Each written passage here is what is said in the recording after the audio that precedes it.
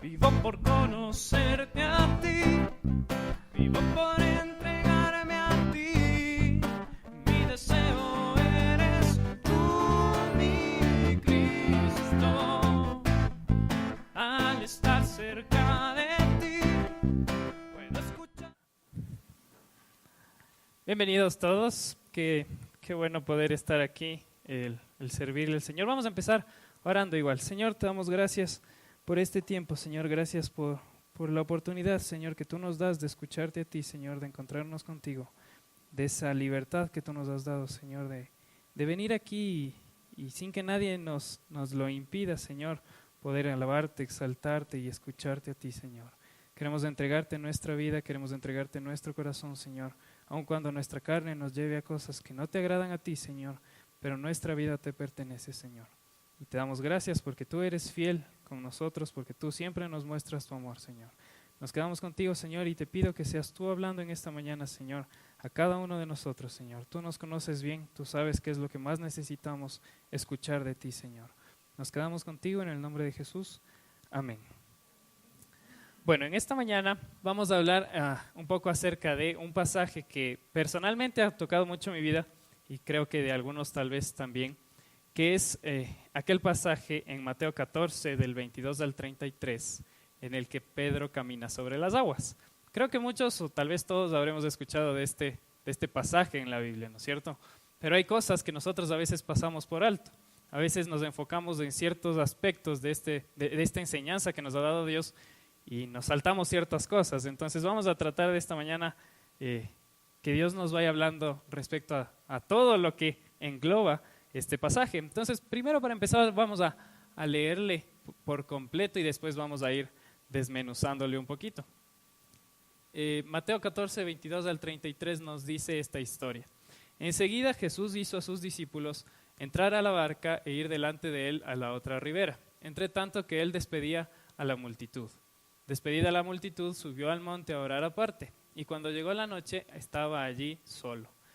Y ya la barca estaba en medio del mar, azotada por las olas porque el viento era contrario.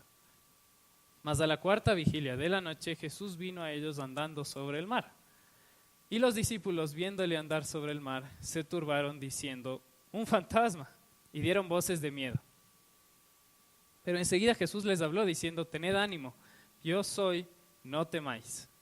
Entonces le respondió Pedro y dijo: Señor, si eres tú, manda que yo vaya a ti sobre las aguas.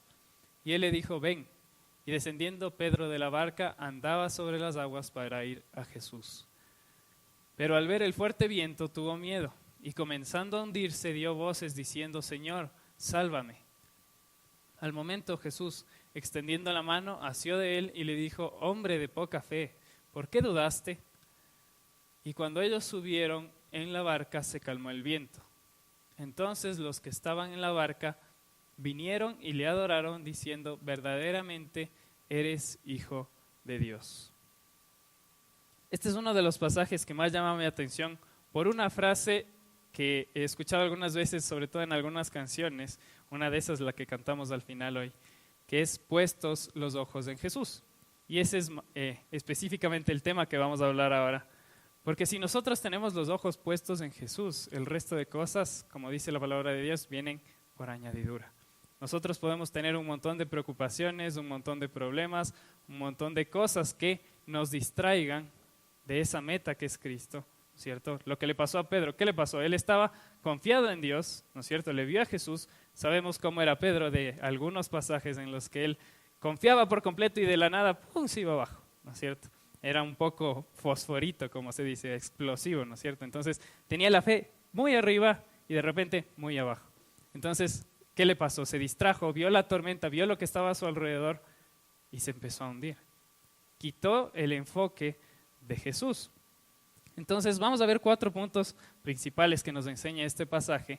El primero es estar cerca de Dios. ¿Quién nos da ese ejemplo? Jesús. En el versículo del 23 al 25 nos dice que Él se quedó solo, ¿no es cierto? Les dijo que se adelanten ya sus discípulos en la barca y Él se quedó solo y subió al monte a orar, ¿no es cierto? Nos dicen el siguiente. No, en el anterior, en el 23. Entonces nos dice que él subió a orar, él quería estar a solas con su Padre.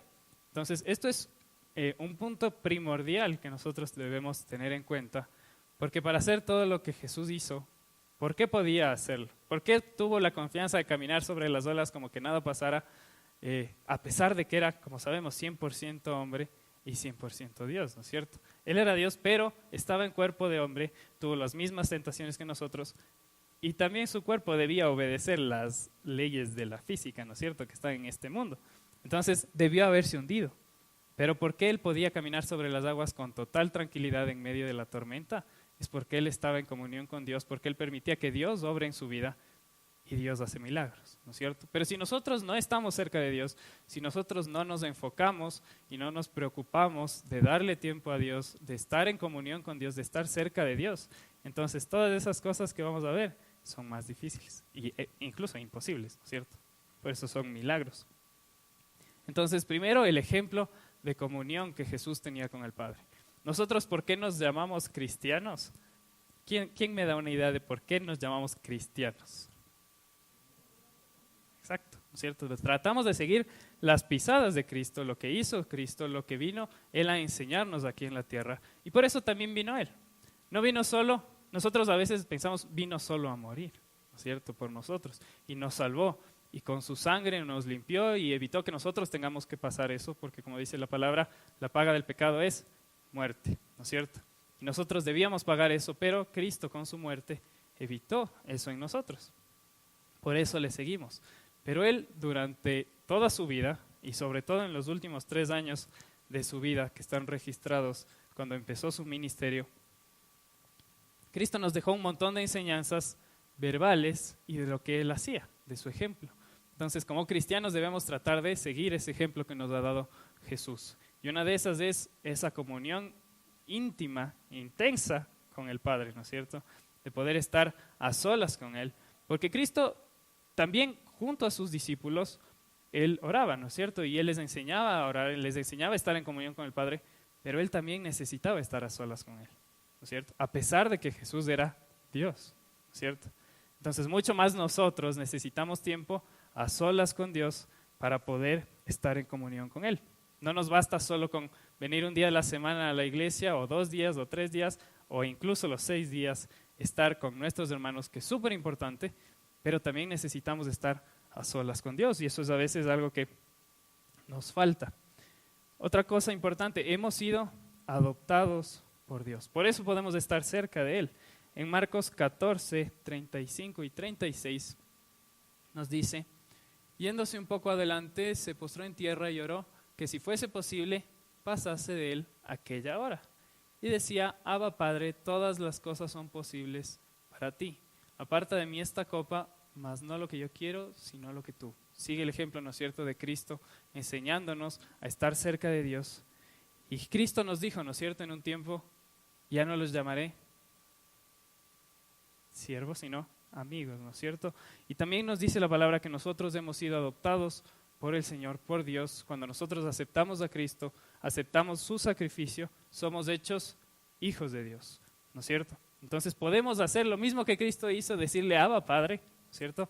Decirle papito, ¿no es cierto?, con cariño a nuestro Dios, porque Él se ha acercado a nosotros, ¿no es cierto?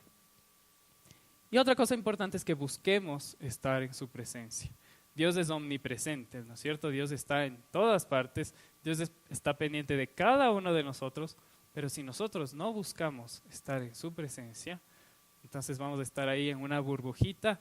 Por más que Dios está en todas partes, vamos a estar en nuestra burbuja y no vamos a poder estar en comunión con Dios. Éxodo 33, del 14 al 15, nos dice: y él le dijo: mi presencia irá contigo y te daré descanso. Y Moisés respondió: si tu presencia no ha de ir conmigo, no nos saques de aquí. Este es un versículo también súper fuerte y súper importante que ha tocado mi vida, porque nosotros a veces tratamos de hacer las cosas incluso para Dios, incluso servir a Dios, incluso compartir de Dios, tratamos de hacer las cosas a nuestra manera y por nuestras fuerzas y como a nosotros se nos ocurre. No se diga las cosas del mundo, las cosas que no necesariamente son servir a Dios, qué sé yo, es el estudio, el trabajo, ¿no es cierto? Pero si buscamos estar en su presencia, es eso que le dijo Moisés. Si tu presencia no está conmigo, no nos dejes salir de aquí. No quiero ir a ningún lado si no es con tu presencia. Y eso involucra lo que sea que nosotros vayamos a hacer. Entonces, el primer punto que nos enseña este pasaje del caminar sobre las aguas, de poner los ojos en Jesús, es estar cerca de Dios, el buscar la presencia de Dios, el saber que hemos sido adoptados por Dios al aceptar a Cristo, ¿cierto? Y el ejemplo que Jesús nos dio de estar en comunión con Dios al máximo, ¿cierto? De a pesar de que Cristo estaba todo el tiempo hablando de Dios y predicando el Evangelio, ¿no es cierto? Y enseñando a todos que Dios les amaba. A pesar de que Cristo estaba todo el tiempo haciendo eso, todo el tiempo en la obra, Él necesitaba tiempo a solas con Dios para estar en su presencia, para estar en comunión con Él y para evitar todo lo que vamos a ver que le pasó a Pedro, que es, en primer lugar, el miedo. Nosotros vemos en el versículo 26 al 28 de Mateo 14 que habíamos leído, que dice, y los discípulos, viéndole andar sobre el mar, se turbaron diciendo, un fantasma, y dieron voces de miedo, ¿cierto? Se asustaron. Pero enseguida Jesús les habló diciendo, tened ánimo, yo soy, no temáis. Entonces le respondió Pedro y dijo, Señor, si eres tú, manda que yo vaya sobre las aguas, ¿no es cierto? Entonces, todos se asustaron, todos tuvieron miedo. Lo primero que se les ocurrió no era que era su maestro, no se les ocurrió que era Jesús yendo a ellos, sino que lo primero que se les ocurrió era un fantasma. Imagínense a nosotros qué nos puede pasar, cómo podríamos confundirnos si ellos que estaban caminando al lado de Jesús todo el tiempo dudaron y lo primero que se les ocurrió fue un fantasma. Entonces nosotros a veces también podemos caer en eso, ¿no es cierto? Que las cosas que nos pasan, que las cosas que Dios está haciendo para nosotros, le atribuyamos a otras cosas, a veces incluso a nuestra imaginación, ¿no es cierto? Entonces, muchas veces por el miedo, porque no confiamos en Dios y porque no cumplimos el primer paso de estar en comunión con Dios, de estar cerca de Dios. Entonces ellos se asustaron. ¿Y qué es lo que nos hace el miedo? En primer lugar, el miedo nos paraliza. Eso nos dice en Números 14, del 6 al 9. Vamos a ver un ejemplo, una historia que no sé si todos se acuerden, que sí creo que hemos hablado aquí, es acerca de cuando estaban en el desierto, ya salió el pueblo de Israel de Egipto, estaban comandados por Moisés, ¿no es cierto? Estaban avanzando hacia la tierra prometida y en un momento de esos tenían que pasar por una ciudad que había gente que les atemorizaba. Entonces se juntó un equipo de 12 personas, 12 jóvenes, 12 varones, para que vayan a explorar esa tierra. Y de esos 12 regresaron y hablaron de eso con Moisés, ¿no es cierto? Y les dijeron, no, ellos son gigantes, hay descendientes de gigantes en esa tierra, son muy fuertes, tienen murallas muy grandes, no vamos a poder. Definitivamente les dio miedo y dijeron, no vamos a poder. Pero hubo dos, que son Josué, hijo de Nun, y Caleb, hijo de Jefone, Josué y Caleb, que ellos sí tuvieron fe en Dios. Ellos confiaron en Dios y sabían que si Dios les mandó a ir a ese lugar, era por algo.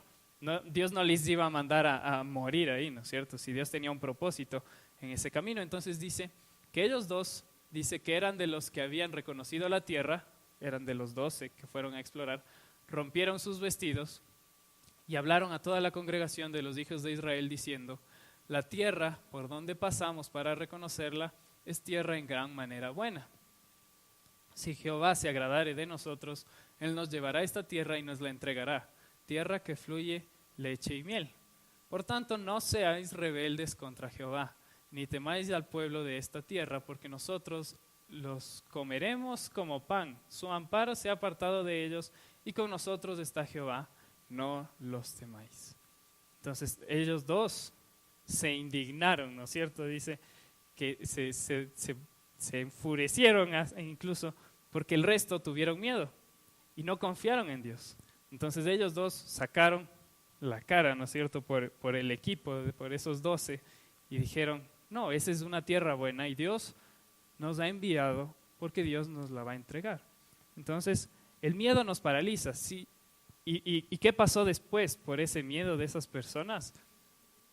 El pueblo que estaba vivo en ese tiempo, Dios les dijo, ellos no iban a llegar a conocer la tierra prometida, sino que todos ellos iban a morir en el desierto, y los que eran menores de, si no me equivoco, 18, 16 años, ellos iban a poder llegar.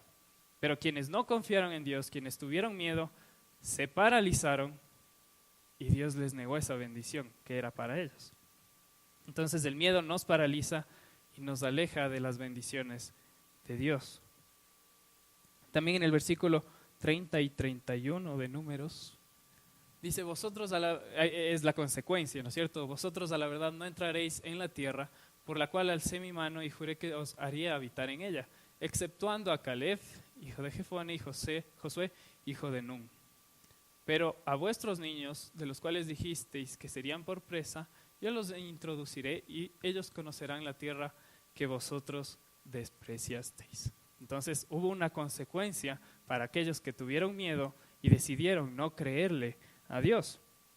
Entonces eso pasa cuando nosotros nos dejamos ganar por el miedo, ¿no es cierto? También tenemos miedo a pesar de que Dios tiene el control, a pesar de que sabemos que Dios tiene el control. Vamos a leer Mateo 8, del 23 al 27. Y dice, entrando él en la barca, este es otro caso en el que estaban en una barca, estaban en medio de una tormenta y Dios les dio una enseñanza. Entrando él en la barca, sus discípulos le siguieron. Y he aquí que se levantó en el mar una tempestad tan grande que las olas cubrían la barca, pero Jesús dormía. Él estaba en paz, él estaba tranquilo. Y vinieron sus discípulos y le despertaron diciendo, Señor, sálvanos, que perecemos. Se asustaron, tuvieron miedo. Y él les dijo, ¿por qué teméis, hombres de poca fe? Entonces levantándose, reprendió a los vientos y al mar, y se hizo grande bonanza. Y los hombres se maravillaron diciendo, ¿qué hombre es este que aun los vientos y el mar le obedece? Otro caso en el que tuvieron miedo, temían a la tormenta, es algo que les pasó algunas veces, ¿cierto? Es algo que ellos, como vivían en Galilea, había un mar grande, tenían que transportarse de un lado al otro sobre una barca y siempre habían tormentas en ese mar. Entonces, a pesar de que ellos ya sabían que Cristo tenía el control, que Jesús tenía el poder, aún así tuvieron miedo. ¿Y qué es lo que nos podemos dar cuenta aquí? Es que esto pasó, está escrito en Mateo 8, ¿no es cierto? Ya pasó una vez que ellos estaban en una barca, hubo una tormenta y tuvieron miedo y Jesús les dijo, hombres de poca fe, ¿por qué temen? Y se levantó y calmó la tormenta, ¿no es cierto? Pero después en Mateo 14 vuelve a pasar lo mismo. Vuelve a haber una tormenta y otra vez ellos vuelven a temer. Entonces eso es algo que a veces nos pasa a nosotros también, ¿no es cierto? Nosotros hemos vivido algo, sabemos y reconocemos que Dios tiene el poder en nuestras vidas, hemos visto grandes cosas que ha hecho Dios y aún así viene algo que nos da miedo y nos olvidamos de eso que Dios ya hizo por nosotros y le damos prioridad a ese temor antes que a la fe en Dios, sabiendo que Dios tiene el poder. Y otra cosa importante es que Dios nos quita ese miedo. Nosotros por nuestra propia cuenta es muy difícil que podamos vencer los miedos que tenemos, ¿no es cierto? Porque ¿a qué es lo que nosotros tenemos miedo? A cosas que salen de nuestro control, ¿no es cierto? Nosotros no le tememos a algo que nosotros hacemos todos los días y que sabemos cómo funciona. Pero algo que es nuevo para nosotros, algo que nosotros no tenemos el control sobre eso nos atemoriza, porque no sabemos qué va a pasar, porque tenemos la incertidumbre de qué es lo que va a pasar con esa situación que no tenemos bajo control. Pero Dios tiene todo bajo control. Y si confiamos en que nosotros somos de Dios y Dios se preocupa y nos protege, entonces todo está bajo control. Por eso es que Dios nos quita el miedo. Nos dice en Romanos 8:15,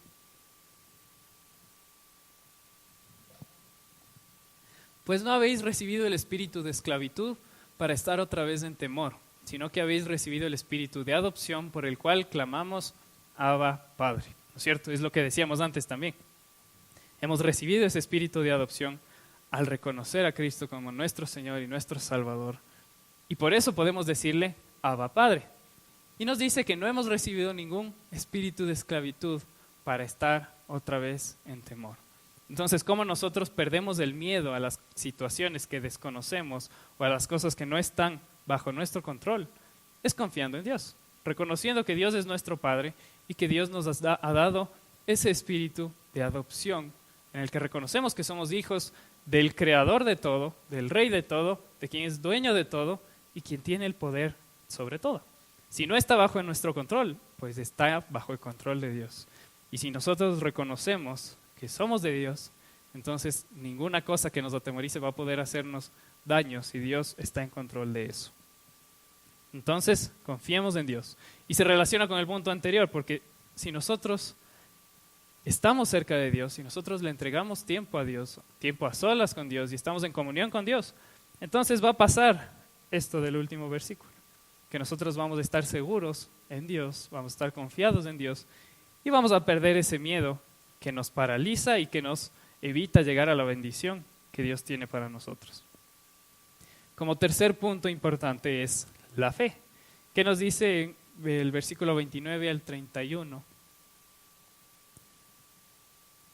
Dice, él dijo, ven, le dijo eso a Pedro, ¿no es cierto? Pedro le dijo, como siempre arrebatado, le dijo, a ver, si eres tú, Jesús, mándame que vaya sobre las aguas caminando hacia ti, ¿no es cierto?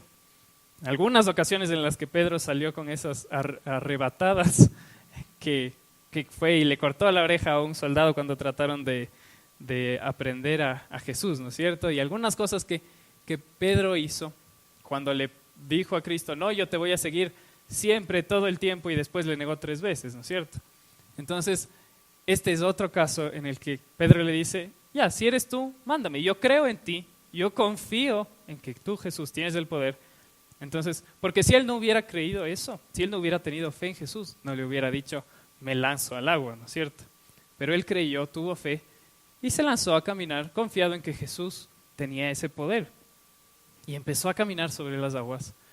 Y ahí va lo importante del puestos los ojos en Jesús.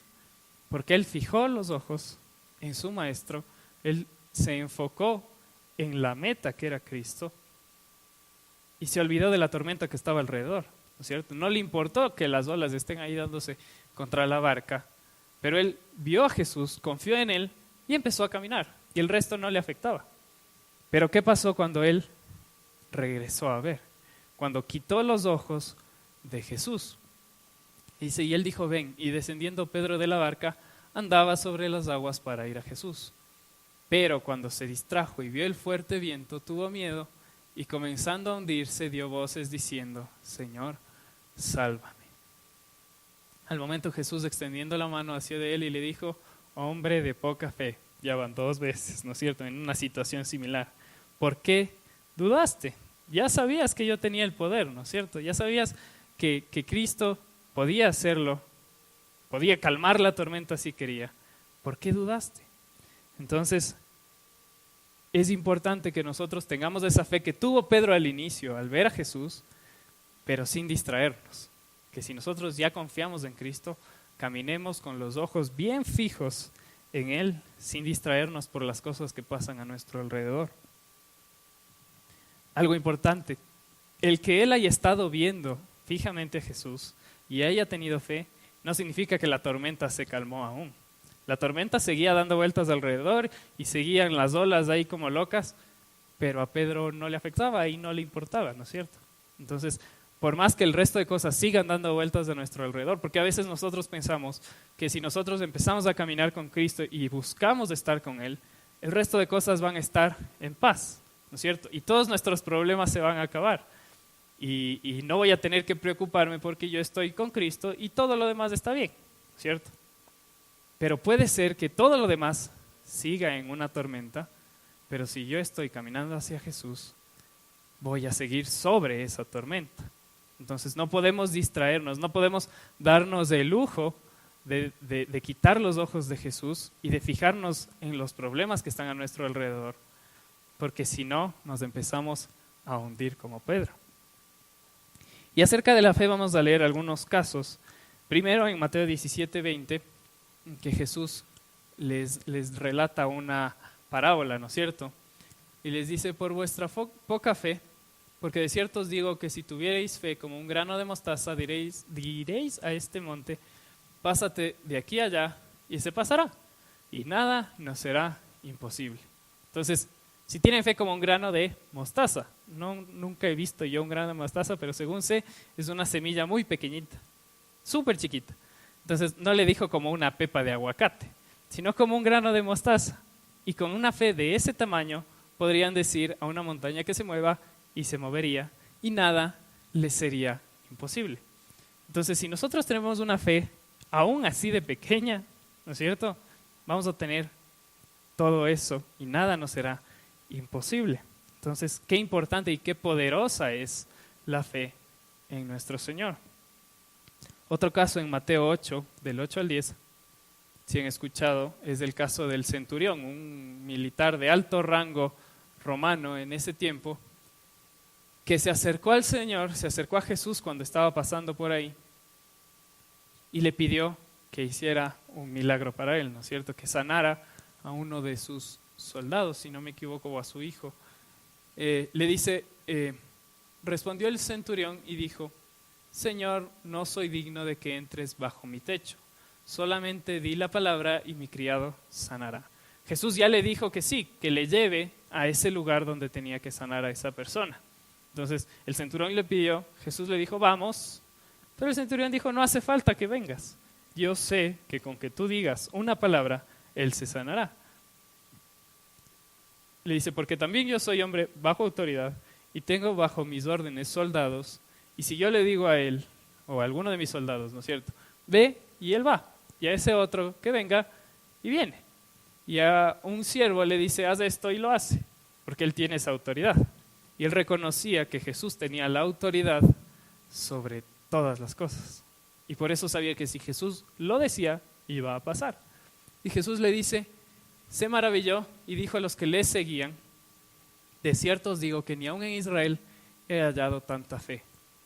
Algunas veces tuvo que decirles a sus discípulos, a quienes estaban con él todo el tiempo, a quienes le veían hacer milagros, ¿no es cierto? Quienes pasaban con él día a día, tuvo que decirles, hombres de poca fe, ¿por qué dudaron?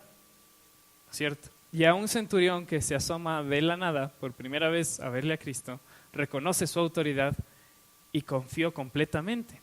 Entonces por eso se maravilla, dice Jesús, y les dice al resto, si ven, ese es el ejemplo que ustedes tienen que seguir. Esa fe es la que ustedes deben tratar de tener, de confiar por completo. Ahora, Dios fortalece nuestra fe en la tormenta. Nosotros habíamos escuchado, ¿no es cierto?, hace unos domingos, de cómo nosotros aprendemos paciencia. ¿Se acuerdan? ¿Cómo era? Entonces hay algunas cosas que Dios nos enseña a través de la tormenta, a través de las tribulaciones. Y una de esas es la fe. Nos dice en Hebreos 2:10 cómo Cristo fue perfeccionado. Y esto es algo que me llama bastante la atención porque Cristo era Dios, ¿no es cierto? Él era perfecto. Y aún así nos dice, porque convenía a aquel por cuya causa son todas las cosas, a Dios, y por quien todas las cosas subsisten, que habiendo de llevar muchos hijos a la gloria, perfeccionase por aflicciones al autor de la salvación de ellos. ¿Quién es el autor de nuestra salvación? Cristo, ¿cierto? Y dice que perfeccionase por aflicciones a Cristo, a nuestro Salvador. Entonces, si Cristo, si Jesús fue perfeccionado por las aflicciones, ¿cuánto más tenemos que ser perfeccionados nosotros? Imagínense, si Cristo, que ya era Dios, ¿no es cierto? Ya seguramente no le faltaba tanto para perfeccionarse como a nosotros. Y aún así, todo lo que tuvo que pasar Cristo por amor a nosotros, pero también nos dice que fue perfeccionado a través de esa aflicción. Entonces, a veces nosotros nos quejamos y renegamos de las pruebas que vienen a nuestra vida, de las cosas difíciles que hay en nuestra vida, y queremos solo escapar de esas cosas, pero Dios nos está perfeccionando. Dios nos está enseñando a tener fe en Él a través de esas cosas. Nos dice también 1 de Pedro 1, versículo 7, para que sometida a prueba vuestra fe, mucho más preciosa que el oro, el cual aunque perecedero se prueba con fuego, sea hallada en alabanza, gloria y honra cuando sea manifestado Jesucristo. Entonces, también nuestra fe es puesta a prueba, ¿cierto? Como dice, como el oro, ¿no es cierto?, que es un metal precioso, ¿no es cierto? Por eso hace esa comparación. Pero dice, ¿qué dice del oro? Que aunque es perecedero, ¿cierto? Aunque no es la gran cosa, ¿no es cierto?, es probado por fuego y es moldeado con fuego, ¿no es cierto? Entonces, mucho más, nuestra fe debe ser probada por fuego para que sea hallada en alabanza, gloria y honra cuando sea manifestado nuestro Señor, ¿no es cierto? Entonces, si nosotros queremos agradar a Dios, si nosotros queremos tener esa fe del tamaño de un grano de mostaza y que nada sea imposible, ¿no es cierto?, entonces también debemos ser probados por fuego. Entonces, eso es algo que nosotros debemos tener muy presente cuando nosotros pasamos por aflicciones, por dificultades, porque a veces sí nos dejamos vencer por el miedo, por la tristeza, por lo que sea, cualquier sentimiento que a nosotros nos evita poner nuestros ojos en Jesús y seguir adelante a pesar de la tormenta. Nos distraemos y nos ponemos a pensar en cómo resuelvo este problema, en cómo yo puedo hacer para salirme de esta cosa que me está afectando a mí, cómo escapar de eso. Cuando en realidad lo que debemos hacer es poner nuestros ojos en Jesús y seguir caminando. Que la tormenta alrededor siga dando las vueltas, que el fuego alrededor siga purificándonos, ¿no es cierto?, que siga probándonos Dios y que siga perfeccionándonos a través de esa aflicción, pero nosotros con nuestros ojos puestos en Jesús no nos vamos a hundir, no nos vamos a quemar, ¿no es cierto? Pongamos nuestros ojos en Jesús. Hebreos 12, del 1 al 3, nos dice: por tanto, nosotros también teniendo en derredor nuestro tan grande nube de testigos, despojémonos de todo peso y del pecado que nos asedia y corramos con paciencia, esa parte es importante, la carrera que tenemos por delante. Puestos los ojos en Jesús, el autor y consumador de la fe, el cual por el gozo puesto delante de él sufrió la cruz, menospreciando el oprobio, y se sentó a la diestra del trono de Dios. Considerad aquel que sufrió tal contradicción de pecadores contra sí mismo, para que vuestro ánimo no se canse hasta desmayar. Este es un pasaje, estos 3 versículos deberíamos incluso aprendernos de memoria, porque hay momentos en los que nos cuesta recordar que Dios está con nosotros, nos cuesta recordar que tal vez Dios nos está probando, nos cuesta recordar que Dios nos está perfeccionando y nos ponemos a pensar solo en las cosas malas y quitamos nuestros ojos de Jesús. Entonces, poner nuestros ojos en Jesús, y dice: consideren aquel que sufrió tal contradicción de pecadores contra sí mismo, tal contradicción de que Él siendo santo, Él siendo puro, tuvo que pagar por todo nuestro pecado, ¿cierto? Es una contradicción, o sea, no tenía sentido que eso pase porque éramos nosotros los que teníamos que pagar, no Él. Pero aún así Él, por amor y porque era su voluntad hacerlo por nosotros, ¿no es cierto? Entonces, pensando en eso, pensando en que Cristo lo hizo por nosotros, eso nos va a dar ánimo y que no nos cansemos hasta desmayar. Puestos los ojos en Jesús. ¿Y qué más nos decía ahí? Corramos con paciencia, ¿no es cierto?, la carrera. Nos dice también en Filipenses 3, del 13 al 14, nos dice Pablo: hermanos, yo mismo no pretendo haberlo ya alcanzado, pero una cosa hago. Algo que me llama la atención bastante de Pablo y que me identifico muchas veces, es que él estaba consciente y él reconocía que tenía debilidades. Y él reconocía que era un ser humano, y él reconocía que le fallaba a Dios, y él reconocía que en muchas ocasiones tal vez no le fue fiel a Dios, ¿no es cierto? Y decía: ¿hasta cuándo viviré en este cuerpo de pecado? ¿No es cierto? Ya quiero salirme de esto para poder estar en paz con Dios sin nada que me distraiga, ¿no es cierto?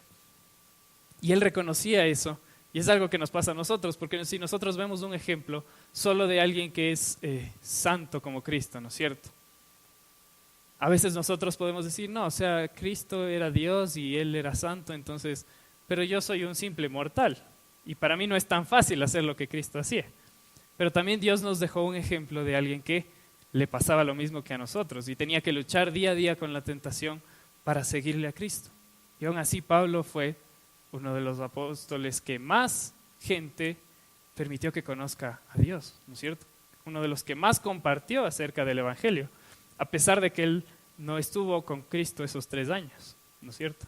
Entonces es un ejemplo importante y que dice, yo mismo no pretendo ya haberlo alcanzado, pero una cosa hago, y este es un buen ejemplo, olvidando ciertamente lo que queda atrás y extendiéndome a lo que está delante, prosigo a la meta. ¿Cuál es la meta? El premio del supremo llamamiento de Dios en Cristo Jesús. Y nos decía en el versículo anterior también, correr con paciencia, ¿no es cierto? Y acuérdense qué es lo que nos da paciencia. Entonces todo se va relacionando y nosotros podemos saber que a través de la prueba Dios nos va perfeccionando, Dios nos va purificando, Dios nos va haciendo que podamos correr esa carrera de la fe, ¿no es cierto? Y aun cuando nosotros, como Pablo, no hemos alcanzado ya todo, estamos muy lejos seguramente de alcanzar esa perfección a la que Dios nos quiere llevar, seguimos corriendo con paciencia, sin desesperarnos, sin decir, no, o sea, yo ya creí en Dios y no pasa lo que debería pasar o lo que creo que debería pasar, ¿no es cierto? O los problemas que yo tengo no se acaban, sino que se siguen empeorando o aparecen más, ¿no es cierto? Pero ¿qué es lo que nosotros debemos hacer? Seguir corriendo la carrera de la fe con paciencia, a la meta que es esa. Y algo importante también que nos dice este pasaje es acerca de qué es la verdad. Entonces hablamos de estar cerca de Dios, del miedo que nos paraliza y que Dios nos quite ese miedo, de la fe que nos permite hacer, o sea, que hace que nada sea imposible, ¿no es cierto? De la fe que es fortalecida a través de esa tormenta, que nos permite correr esa carrera, ¿no es cierto? Que nos permite correr hacia nuestro Señor. ¿Y qué nos dice acerca de la verdad? Del versículo 32 y 33, los últimos 2. Y cuando ellos subieron en la barca, se calmó el viento. Entonces los que estaban en la barca vinieron y le adoraron diciendo, verdaderamente eres hijo de Dios. Y algunas veces también nos damos cuenta también que ya pasó esto, ¿cierto? Por ejemplo, en Mateo 16, el 15 al 17, Pedro, Cristo les pregunta a sus discípulos, ¿no es cierto? Están conversando y Cristo les pregunta, Él les dijo, ¿y vosotros quién decís que soy? Y Pedro le responde, tú eres Cristo, el Hijo de Dios, del Dios viviente. Pedro sabía quién era Cristo, por eso tiene fe, ¿no es cierto? Pero a pesar de todo, la carne a veces le lleva, como a nosotros, ¿no es cierto? ¿Y qué más nos dice Cristo? En Juan 14:6. Este es súper importante. Jesús le dijo, yo soy el camino, la verdad y la vida, y nadie viene al Padre si no es por mí. Nosotros necesitamos creer esto, necesitamos estar confiados y seguros que Cristo es de estas 3 cosas, es el camino, ¿no es cierto? La forma en la que nosotros podemos llegar al Padre, ¿no es cierto? Porque nosotros estábamos apartados de Dios por nuestro pecado. Cuando Cristo viene y entrega su vida, ¿no es cierto? Y todo ese sacrificio que hizo por nosotros, construye un puente entre nosotros y Dios. Él es la verdad. Porque ¿dónde encontramos la verdad si no en Cristo? ¿No es cierto? Nosotros podemos pensar que cualquier científico, cualquier libro, cualquier cosa tiene la verdad. Pero hay una frase de una película que me parece interesante acerca de la moral, ¿cierto? Hablan de la moral, está debatiendo un alumno con el profesor de la película esta, no sé si han visto, Dios no está muerto, ¿no es cierto? Y le dice, estaban hablando acerca de la moral y el profesor habla acerca de la filosofía, de qué es bueno y qué es malo, ¿no es cierto? Y este joven cristiano le dice, ¿cuál es el sentido de la moral si no existe Dios? ¿Quién decide qué es bueno y qué es malo? ¿Cierto? ¿De dónde salió esa base moral sino de Dios? ¿Cierto? Tuvo que haber sido dispuesto por nuestro Creador el qué es bueno y qué es malo. No tiene sentido que yo diga esto es bueno y esto es malo si todos estamos al mismo nivel, ¿cierto? Tiene que ser Dios el que haya dispuesto de dónde sale ese qué es bueno y qué es malo, cuál es la verdad y qué no es verdad, ¿cierto? Entonces Cristo es la verdad y Cristo es la vida. Porque si Cristo no venía a hacer la obra que hizo aquí en la tierra, ese fue el regalo que nos dio de la vida. Jesús nos dio la vida eterna a través de ese sacrificio, porque sin ese sacrificio nosotros estábamos muertos, ¿cierto? No solo que íbamos a morir y ya, y no íbamos a poder estar con Dios, sino que además en vida estamos muertos espiritualmente sin Cristo, ¿no es cierto?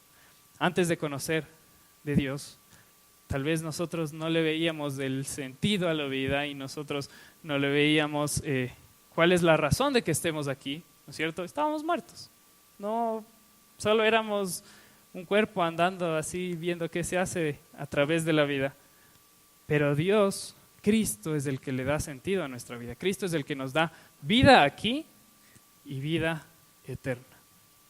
Entonces, importante reconocer la verdad, que es lo que hacen los discípulos en ese momento al final del pasaje, reconocer que Jesús es el Hijo de Dios, ¿cierto? Reconocer que Jesús tiene ese poder como Hijo de Dios. Y también de dónde viene ese poder, del primer punto, de estar cerca de Dios. Entonces, es importantísimo que nosotros pongamos nuestros ojos en Jesús y que nosotros no nos dejemos vencer o no nos dejemos distraer de las cosas que están a nuestro alrededor. Tenemos aquí en la tierra un montón de tentaciones, un montón de problemas, un montón de cosas difíciles que a veces nosotros podemos decir, ¿por qué a mí? ¿Cierto? Y si nosotros nos ponemos a ver casos de otras personas que están en la misma situación o peor, ¿no es cierto? Nosotros podemos darnos cuenta que en realidad Dios está con nosotros. ¿Y cómo? Alguna vez conversábamos con los chicos, también jóvenes, de qué es lo que nos demuestra que Dios es de verdad, ¿cierto? ¿Qué creen ustedes que nos demuestra que Dios es real? ¿Una idea? Pregunta capciosa. ¿Cómo nosotros nos damos cuenta que Dios es real? Es en las cosas que vemos en nuestra vida, en las cosas que vemos a nuestro alrededor, en la creación que Dios nos ha dado, ¿no es cierto? En las cosas que nosotros hemos pasado. ¿Y por qué también nosotros le seguimos a Cristo? Es porque sabemos que Dios es real en nuestra vida, ¿cierto? A veces nosotros no podemos convencer a una persona de que Dios es real solo con palabras, ¿cierto? Porque cada uno necesita conocer a Dios personalmente. Cada uno necesita tener una relación personal con Dios. Porque si a mí me cuentan que Dios es bueno, que Dios me ama, que Dios murió por mí y yo no lo veo, ¿cierto? Y yo no lo siento y yo no creo que sea verdad, entonces es difícil a través de palabras e incluso acciones que alguien conozca realmente a Dios. Es el momento en el que uno mismo decide abrirle las puertas a Dios, en el que se da cuenta que Dios es real. En el momento en el que nosotros le abrimos nuestro corazón a Cristo, como habíamos visto, ¿no es cierto? Le abrimos la puerta, porque esa puerta se abre solo desde adentro y solo la podemos abrir nosotros mismos. Entonces, en ese momento es cuando nos empezamos a dar cuenta que Dios es real, ¿cierto? Que Dios es todopoderoso, que Dios hace lo que hace por bien para sus hijos, por bien para nosotros, ¿cierto? Dios nos dice que a los que confían en el Señor, ¿no es cierto? A quienes conforme a su propósito han sido llamados, todas las cosas les ayudan a bien, ¿cierto? Eso nos dice en la palabra de Dios y es real. Nosotros nos damos cuenta en el momento que empezamos a caminar con Dios que Dios es real. Porque si Pedro no se bajaba de esa barca, entonces tal vez no se daba cuenta de lo importante que era poner los ojos en Jesús.